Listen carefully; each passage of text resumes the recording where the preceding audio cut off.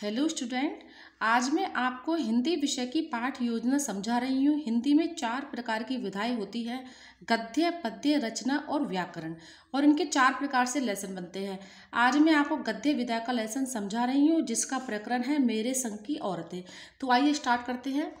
विद्यालय, विद्यालय में विद्यालय का नाम आ जाएगा। दिनांक, उस दिन की दिनांक हम लिख देंगे। कक्षा, ये 9वीं कक्षा का पाठ है। विषय हिंदी। कालांश यानी कौन सा पीरियड है। समय अवधि 35 मिनट। विधा गद्य। प्रकरण मेरे संग की औरतें। उद्देश्य और अपेक्षित व्यवहारगत परिवर्तन। उद्देश्य में फर्स्ट है ज्ञानात्मक, इसके भी 2 पॉइंट है। भाषा तत्वों का ज्ञान और विषय वस्तु का ज्ञान।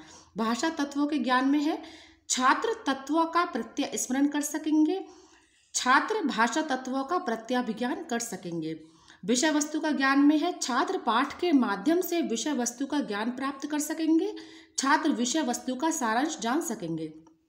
फिर दूसरा अपना उद्देश्य है अवबोधात्मक, इसमें है फर्स्ट सुनकर में छात्र मनोयोग पूर्वक सुनेंगे, छात्र सुनकर अर्थ ग्रहण कर सकेंगे।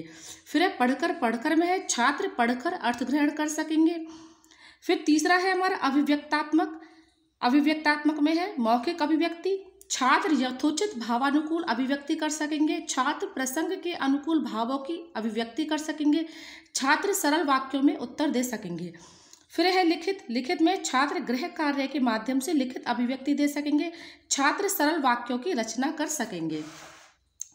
फिर है कौशलात्मक, इसमें वाचन, लेखन, पठन आदि की क्षमता विकसित करना, छात्र समुचित आरोह अवरोह गति पूर्वक शुद्ध वाचन की क्षमता प्राप्त कर सकेंगे, छात्र लिखने में विराम आदि चिन्हों का ध्यान रख सकेंगे, छात्र शुद्ध लेखन की कुशलता अर्जित कर सकेंगे।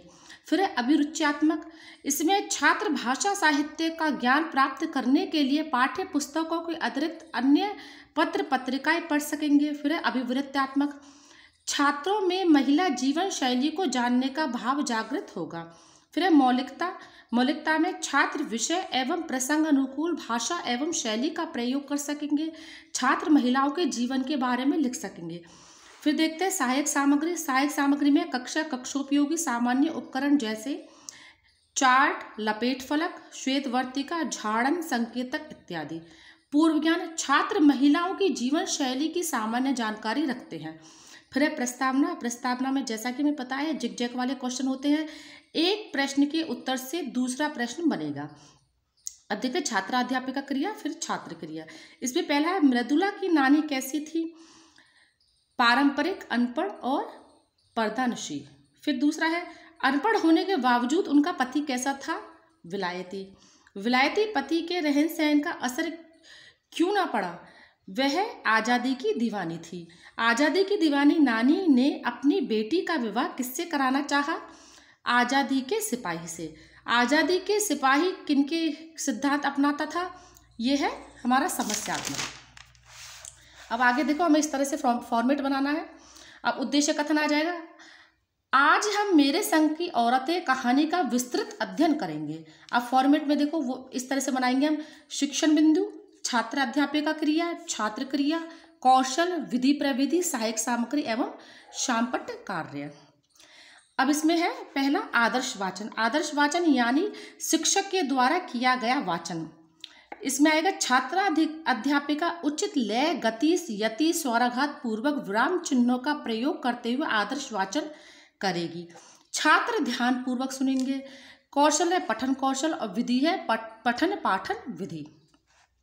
फिर अनुकरण वाचन यानी शिक्षक के वाचन करने के बाद विद्यार्थियों का वाचन करना। छात्रा अध्यापिका कुछ छात्रों को अनुकरण वाचन का आदेश देगी तथा स्वयं ध्यान पूर्वक सुनेगी।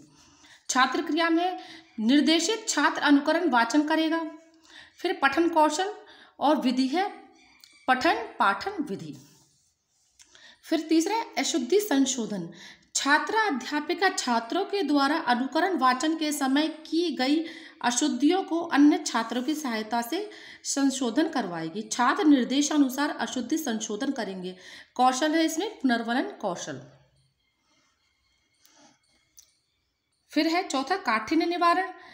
छात्रा अध्यापिका छात्रों के सहयोग से कठिन शब्दों के अर्थ श्याम पट्ट पर लिखेगी तथा छात्रों को अपनी अपनी पुस्तिका में लिखने का निर्देश देगी।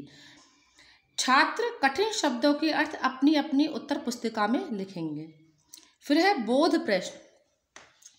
बोध प्रश्न में पहला है, छात्रा अध्यापिका छात्रों से बोध प्रश्न पूछेगी, छात्र प्रश्नों के उत्तर देंगे और विधि है इसमें प्रश्नोत्तर विधि। और कौशल हम लिख सकते हैं इसमें प्रश्न प्रवाह है कौशल। पहला प्रश्न है, लेखिका की माँ को किसका जुनून था? छात्र क्रिया में है आजादी का जुनून। अब देखिए आगे हम इसी प्रकार का फॉर्मेट बना लेंगे। शिक्षण बिंदु, छात्राध्यापिका क्रिया, छात्र क्रिया, कौशल, विधि प्रविधि, सहायक सामग्री और शाम पठसार। सहायक सामग्री में हमें इस पाठ से रिलेटेड कोई भी मिनिएचर लगा देना है। फिर अब हमारा अगला प्रश्न है, लेखिका की माँ हमेशा क्या करती रहती थी? तो छात्र क्रिया में है पत्र पत्रिकाएं पढ़ती रहती थी। विधि प्रविधि में है प्रश्नोत्तर विधि। क्या लेखिका की माँ को आजादी का जुनून था? छात्र क्रिया में है हाँ। विचार विश्लेषणात्मक प्रश्न। विचार विश्लेषणात्मक प्रश्न, छात्र अध्यापिका छात्रों से विचार विश्लेषणात्मक प्रश्न पूछेगी। इस प्रकार के प्रश्नों के उत्तर हमेशा ऐसे ही आएंगे, छात्र संभावित उत्तर देंगे। पहला प्रश्न है इसमें, लेखिका के पिता किनके सिद्धांतों को अपनाते थे? संभावित उत्तर, गांधीवादी पति के कारण लेखिका की मां को कैसे रहना पड़ता था? संभावित उत्तर। फिर तीसरा है, लेखिका के पिता का लेखिका के प्रति रवैया ऐसा क्यों था? संभावित उत्तर, क्योंकि इसमें हमेशा क्यों और कैसे वाले प्रश्न आते हैं और उनके विस्तृत उत्तर होने के कारण छात्रों इसमें संभावित उत्तर ही लिखा जाएगा। फिर हमारा अगला पॉइंट है मौन वाचन। छात्राध्यापिका छात्रों को मौन वाचन का निर्देश देगी तथा स्वयं कक्षा का निरीक्षण करेगी। छात्र क्रिया में छात्र निर्देशानुसार मौन पठन करेंगे। विधि है इसमें स्पष्टीकरण विधि और स्पष्टीकरण कौशल है और विधि है पाठन विधि। अब आगे हमारा पॉइंट है मूल्यांकन प्रश्न। मूल्यांकन प्रश्न में देखो हम इस प्रकार के प्रश्न बनाने हैं। कुछ तो इसमें ऑब्जेक्टिव रहेंगे, कुछ रिक्त स्थान की पूर्ति वाले रहेंगे और कुछ इसमें एक एक दो दो शब्दों वाले और कुछ इसमें लघुत्तरात्मक उत्तर रहेंगे। अब मूल्यांकन प्रश्न में देखिए, पहले निर्देश वस्तुनिष्ठ प्रश्नों के उत्तर कोष्टक में लिखिए। लेखिका के घर में स्त्री को क्या छूट थी? झगड़ा करने की, अपने ढंग से जीने की, समाज सेवा की और नौकरी करने की। तो इसका उत्तर है अपने ढंग से जीवन जीने की। फिर आगे निर्देश देखिए, रिक्त स्थानों की पूर्ति करें। हम हाथी में हल ना करते, हम में बैल है, तो इसमें आएगा जुतवाया। निर्देश निम्नलिखित प्रश्नों के उत्तर एक दो शब्दों में दो। इसमें देखिए, कौन अपनी गोपनीय बातें दूसरों पर जाहिर नहीं होने देती थी? इसका उत्तर है लेखिका की माँ। फिर अगला प्रश्न है, यदि लेखिका की परदादी के पास 2 से अधिक धोतियाँ हो जाती थी तो वो क्या करती थी? इसका उत्तर है दान देती थी। अगला प्रश्न है, मृदुला गर्ग का घर पर क्या नाम था? उत्तर है उमा। अब देखिए हमारा लेसन हो गया। अभी लास्ट हमारा है गृह कार्य। गृह कार्य में देखिए, लेखिका की नानी के चरित्र के बारे में समझाइए। तो देखिए हमारे गद्य का लेसन कंप्लीट हो गया। इस प्रकार के पैटर्न को ध्यान में रखते हुए मैं गद्य का कोई भी लेसन बना सकते हैं। धन्यवाद।